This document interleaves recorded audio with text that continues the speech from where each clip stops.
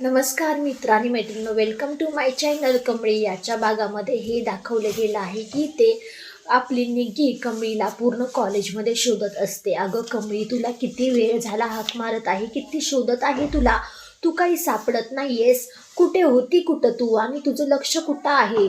असं म्हटल्यानंतर ऋषी निग्गीच्या पाठीपाठी आलेला असतो आणि ते कमळी म्हणते, निग्गे माझ्याकडून काहीतरी चुकत आहे, मी कुठेतरी कमी पडत आहे, मला बहुतेक आजचा पेपर अवघड गेला आहे. निग्गे म्हणते, अगं कमळी, तुला पेपर अवघड जाणं म्हणजे असं कधी शक्यच नाही, कारण की आबा पूर्ण सगळ्या गावामध्ये सांगत फिरायचे की माझ्या कमळीला कुठलाही प्रश्न विचारा, कधीही तिला येणार नाही, असं कधी होणारच नाही, हा पेपर तरी तुला कधी अवघड जाणार सुद्धा नाही.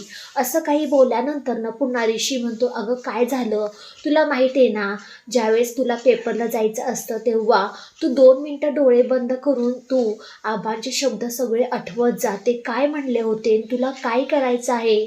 असं काही बोलल्यानंतर ऋषीचं बोलणं कमळी ऐकून घेते.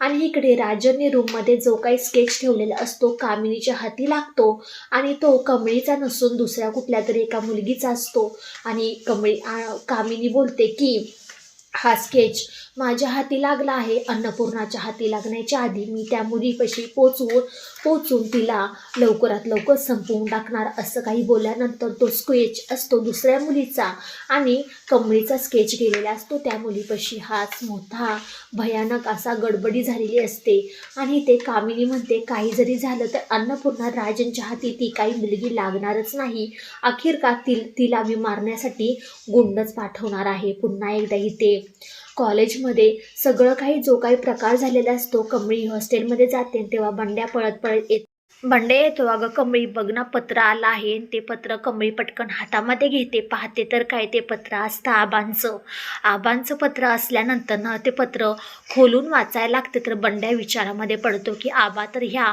जगामध्ये नाही आहे, तर हे पत्र पाठवलं तरी कुणी पाठवलं, त्याला काही कळायला मार्गच नसतो. आणि हे ते लिहिलेलं असतं की काय गं कमळी, ह्या ओल्ड मॅनला काही तू विसरलीस का काय. असं काही बोलल्यानंतर तिच्या डोळ्यातून पाणी टचकन येतं की आबांशी खूप दिवस झाला मी बोललेही नव्हते आणि त्यांच्याशी कसलाही संवाद झालेला असतो, कसलंही पत्र नसतं. आबा सांगत असता की कमळी, माझं ध्येय आहेस तू मोठी शिकून व्हावी, काहीतरी बनावी, माझं नाव उज्ज्वल करावं. असं काही बोलल्यानंतर कमळी म्हणते, हो आबा, मी तरी करणारच आहे, शेवटी देवावरती विश्वास ठेवायचा, आपण प्रयत्न करत राहायचे.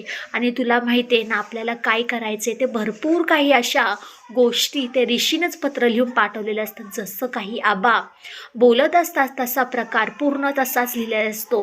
आणि सगळं काही वाचून झाल्यानंतर कमळीच्या कुठे जीवात जीव येतो, तिच्या चेहऱ्यावर तर स्मित हास्य काही वेगळंच असतं. आणि पुन्हा एकदा कामिनी त्या मुलीला मारण्यासाठी गुंड पाठवते. ती मुलगी एका लाईनमध्ये कसला तरी फॉर्म भरण्यासाठी उभी असते आणि कामिनीला तो गुंड फोन करून सांगतो की ही मुलगी इथेच आहे. कामिनी म्हणते, थांब तिथेच, तुम्ही आली आहे, मला प्रत्यक्षात तिला पाहायचं आहे. असं काही बोलल्यानंतर कामिनी म्हणते, तिचं काही आज खरं नाही, शेवटचा दिवसच समजायचा असा.